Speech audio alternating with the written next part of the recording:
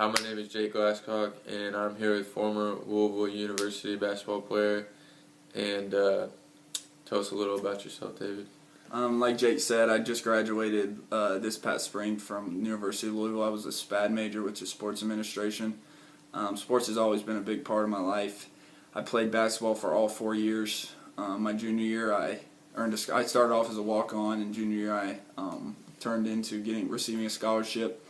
Nowadays, since I graduated, I've had a few experiences in the sports world. I've worked in the horse industry a lot because horses have always been a big part of my life. I was an assistant, more of like an assistant trainer last summer with a barn out at Churchill Downs, and now I do a little work with Aspire Basketball Academy, which is a prep school that just moved here from Arizona. And prep schools, young kids, high school kids that are trying to make it big in the college basketball world, and I help with them on some occasions. So what techniques would you say is the most effective to reinforce good work habits? There's a couple ways. I mean, some people like playing for Rick Pitino. He was more of on the yell at you and motivate you in that kind of way, punish you. Or there's ways that you can be nice to someone. But I think just everyone's different. And I prefer getting yelled at, because when you get yelled at, it kind of gives you a fire inside and makes you pretty motivated to do something. When you get sent to the treadmill, like he did, he sent us to the treadmill and yelled at us all the way there. So gave you a little motivation when you got off the treadmill to do something better or correct your mistake. Right, and that kind of goes on to my next question. Do you think that punishment is an effective motivator for anyone? No, I don't. Some people don't like to be yelled at, and sometimes when people don't like to be yelled at, it kind of affects them mentally, and they start doing things that they, out of character. And then some people don't like to be, softened up and sweetened up, like me. Either way is fine with me. But like I said, I was more of someone that liked to be yelled at because motivated me. But I think the most effective way is to almost break someone down and build them up the tough way, because that creates good character too. Because if you can handle getting yelled at all the time in early in life, then that'll set you up in the real world. Yeah. So how have you seen punishment reinforcing behaviors, and what was the result in a positive change?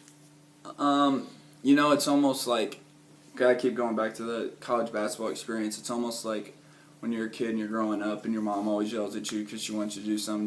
You keep messing up and doing something she don't want you to do. That's how it happens in college. When you play sports for any level, really, when you get to high school, you get yelled at all the time, and usually it can be the same thing. So that that kind of when you keep doing the same thing over and over again, you finally think in your head if you keep man, I probably should change and try to do something different here. So when you work at the prep school, what do you do to inspire someone to become motivated and focused on focused on the plays that they're trying to learn or something like that?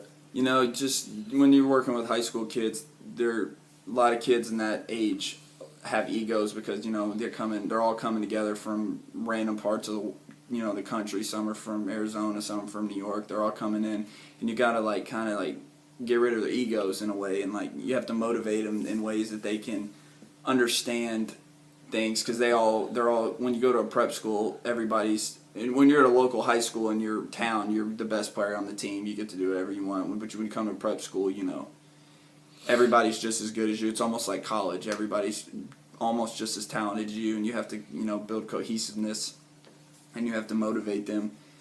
Each and every person has different ways to be motivated, but you have to motivate them to become one. Yeah. So what would be some good strategies to for increasing motivation towards that? I think goes back to the way people like to be motivated. I think motivating is different with everyone, like I've said a few times, and motivation. Let me think how to word this. Motivation. When you motivate someone and you start to see change in someone, like if you're a coach, say at Aspire or Louisville, when you keep motivating someone and yelling at them, and they finally start to turn the corner, that could be big for them. They could leave practice and be like, "Man, coach, I finally made coach happy." And then that coach can, he doesn't really have to motivate you as much anymore. He can move on to someone else that he really thinks needs to be motivated. And then, once everybody kind of gets on the same page, all that extra motivating that the coach has done. And then you can also motivate your teammates. Coaches are a big part of the game, but motivating your teammates is also big. You want to have a good relationship with your teammates, because leaders are very important. Right.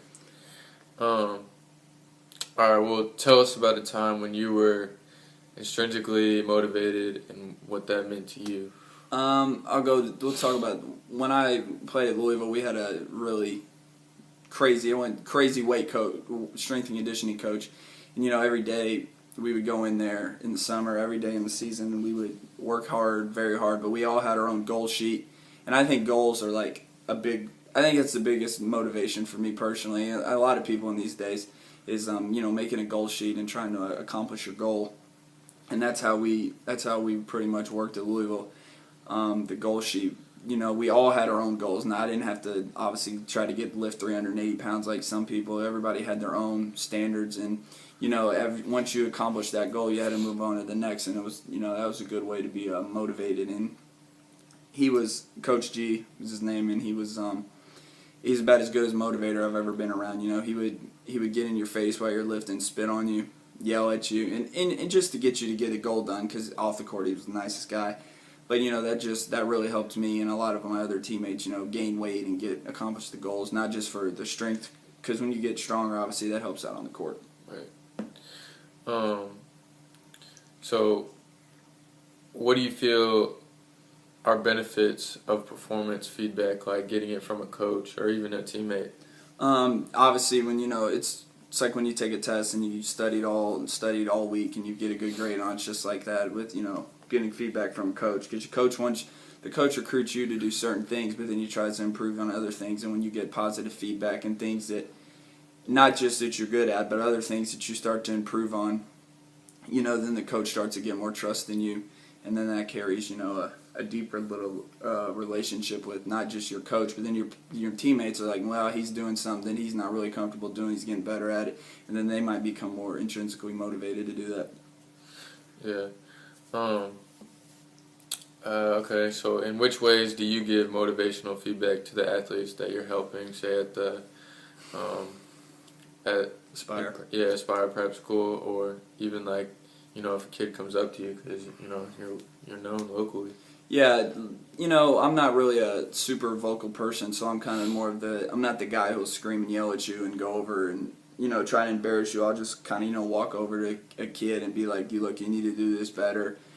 And kind of like help the kids at the school or whoever I'm working with, if it's a kids camp or something, like if you tell them individually, that's how I'd like to do it, and tell them individually, and then they go out and do it, then the coach will notice like, wow, he did that.